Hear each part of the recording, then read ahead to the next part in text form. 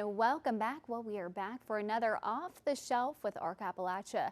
WCHS executive producer Cindy Atkins is talking to authors who highlight Appalachia through their words. In today's segment, we hear from Taylor Brown on what it was like to take the real Battle of Blair Mountain and use it as the backdrop of his novel, Rednecks. The Battle of Blair Mountain was the climax to the very real coal wars that played out in the southern West Virginia coalfields throughout the early 1900s. Blair Mountain in Logan County would be the battleground for an army of 10,000 miners fighting against local law enforcement, Baldwin Felt agents, and mine guards for the right to unionize the state. And that's the setting for Taylor Brown's novel, Rednecks. Rednecks is set mainly around the Battle of Blair Mountain in 1921, which is the largest labor uprising in U.S. history. 10,000 coal miners in West Virginia rose up against the coal companies that were using all kinds of nefarious means to keep them from unionizing. And 1 million rounds were fired. Bombs were dropped on American soil. Very few people, on the grand scale, even know about it happening. And the miners wore red bandanas around their necks, and people called them rednecks.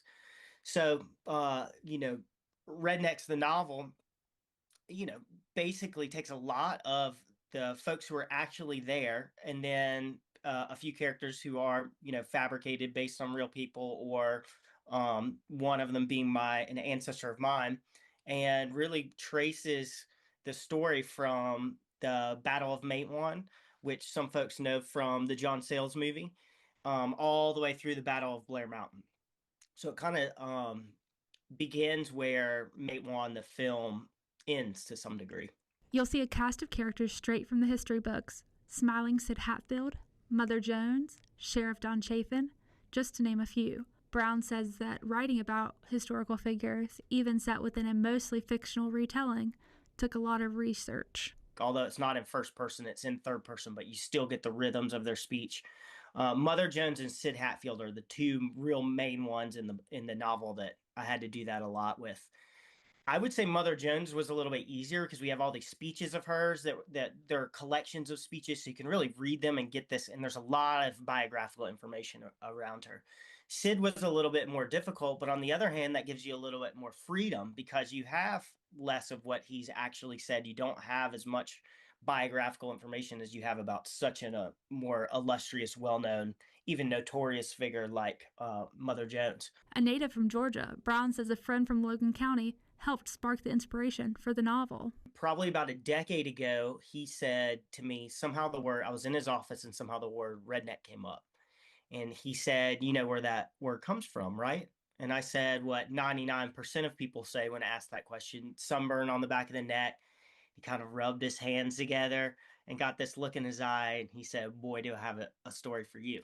The story of Brown's own grandfather helped shape the novel's main character. And I had been wanting to write about my great-grandfather for a long time. We share the same birthday. He came over from Lebanon in 1890 when he was 14 years old by himself, without his parents, without any family. And he went to medical school at the University of Kentucky and became a physician in rural Kentucky. And I had been kind of amassing information about him, but I wasn't really sure how I was going to write about him. And at some point in the creation of this novel, the eureka light bulb moment happened where I realized that he was the perfect person to kind of put at the heart of the novel. Now, he was not at the Battle of Blair Mountain, but his history, his life really informs the character of Dr. Moo and serves as kind of a character that can cross both sides of the lines a little bit too, being a physician and kind of be part of different storylines in a way. So it's really those two things coming together that brought me to the story. While the actual Battle of Blair Mountain ended over 100 years ago, Brown says while writing about it, he found a lot of parallels to modern day. So when we can see it historically, there's a way in which we can see what's around us with more clarity, I think. And that was, really important to me. When I started it, we were having, all the kind of protests and riots of the 2020s, of the early 2020s, around police brutality mainly and things like that, which was very close to the kind of treatment that miners were getting from private mine guards and corrupt, law enforcement. And then I remember, I think it was 2020 or 2021. I had finished a draft of the book, and Tyler Childers came out with an album called Long Violent History, which is mainly instrumental, but the last song is called Long Violent History.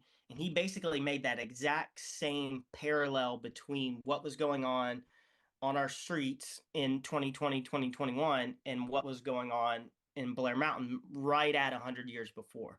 And, I forget the exact lines, but something along the line of, how many boys could they, shoot down in the street, handcuff, beat up before we came in, armed to the teeth, and kind of turning it around and saying, what if this was, happening in Appalachia? Brown spent time in Logan County during his research for Rednecks and spoke about the work still being done by locals and organizations like the West Virginia Mine Wars Museum and local archaeologist Kenny King to preserve the history of Blair Mountain. I mean, if it wasn't for like this one person that was really obsessed and focused on doing it, we just wouldn't have, you know what I mean? It just takes like, you realize like how much is balanced on just a person here and a person there that had the drive and the passion to like help bring the story, unearth the story and keep it alive and that kind of thing. And this stuff could have literally stayed buried. For Off the Shelf with ARC Appalachia, I'm Cindy Atkins.